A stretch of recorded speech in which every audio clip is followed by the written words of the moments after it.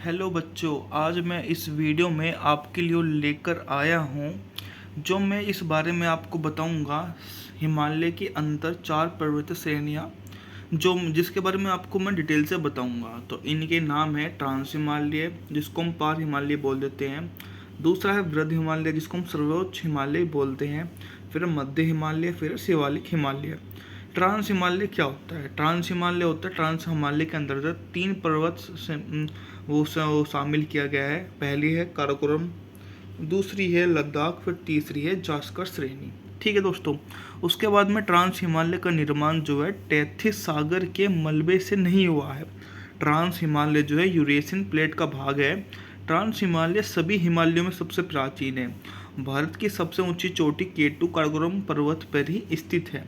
ठीक है फ्रेंड्स, उसके बाद में आ जाते हैं काराकोरम पर्वत पर 4 ग्लेशियर, सियाचिन ग्लेशियर, हिस्पर, फिर है बटुआ, या जिसको हम बोल देते हैं बियाफो।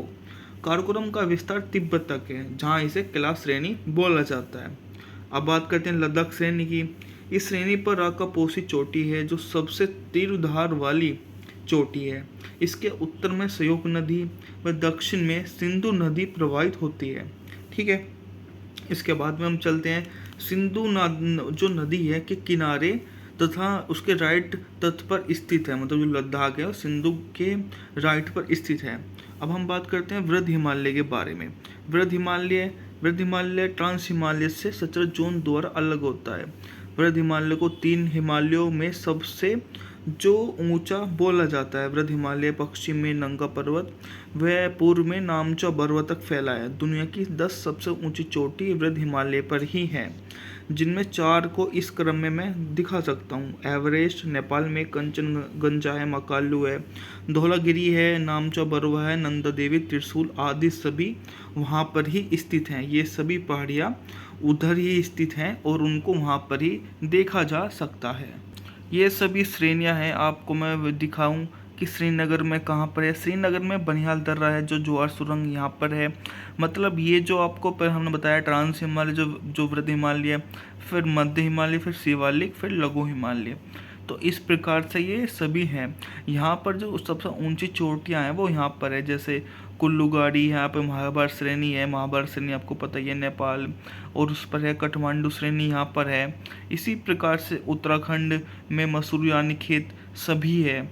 और फिर जो आपको पता है जो डफला, मिरी, अबोर, मिसमी जो अरुणाचल प्रदेश में है वो यहाँ पर आती हैं। ठीक है, उसके बाद में अब हम चलते हैं अब इसके दूसरे पार्ट पर, मतलब लघु हिमालय की। तो लघु हिमालय वैसे तो वृद्ध हिमालय के दक्षिण में है, पूर्व से लेकर पश्चिम तक है, उसके साथ साथ विस्तारित है।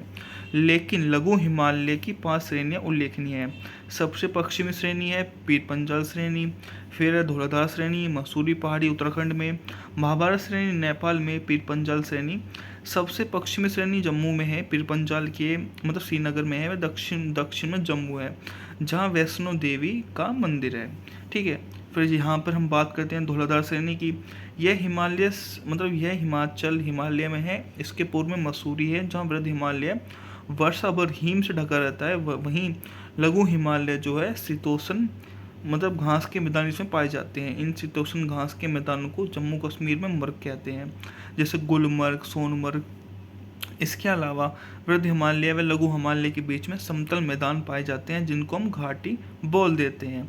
चुंबी घाटी इसी प्रकार से इसमें पाए जाते हैं। लास्ट में आ जाता है शिवालिक हिमालय। ये हिमालय की सबसे नवीनतम व सबसे मतलब कम ऊंचाई वाली श्रेणी है। इसे बाह्य हिमालय भी कहते हैं। शिवालिक का स्वतंत्र अस्तित्व कोसी नेपाल तक ही नजर आता है। कोसी नदी के पूर्व में शिवालिक लघु हिमालय में मिल जाता है, परंतु अरुणाचल प्रदेश में शिवालिक 4 अलग अलग पहाड़ियों के रूप में आपको बिखरा हुआ नजर आएगा। पश्चिम से पूर्व तक डफला, अबोर, मिरी, मिसमी आदि ये सभी वहाँ पर आपको नजर आएंगे। लघु हिमालय व शिवालिक के मध्य में समतल सपाट मैदान व घाटियाँ पाई जाती हैं। उत्तराखंड में लघु व शिवालिक के मध्य जो है दून व दुआर होते हैं, जैसे देहरादून। इसी प्रकार से यहाँ पाए जाते हैं। तो आप दिखाऊं मैं आपको एक बार फिर से, तो आप ऐसे देख सकते हैं कि यहाँ पटकाई भूम है, नागा भूम है, लैमोटोल है, मिजोरम है, और यहाँ गोरा खासी जैंतिया जो मेघालय या शिलोंग पठार पर पाई जाती है।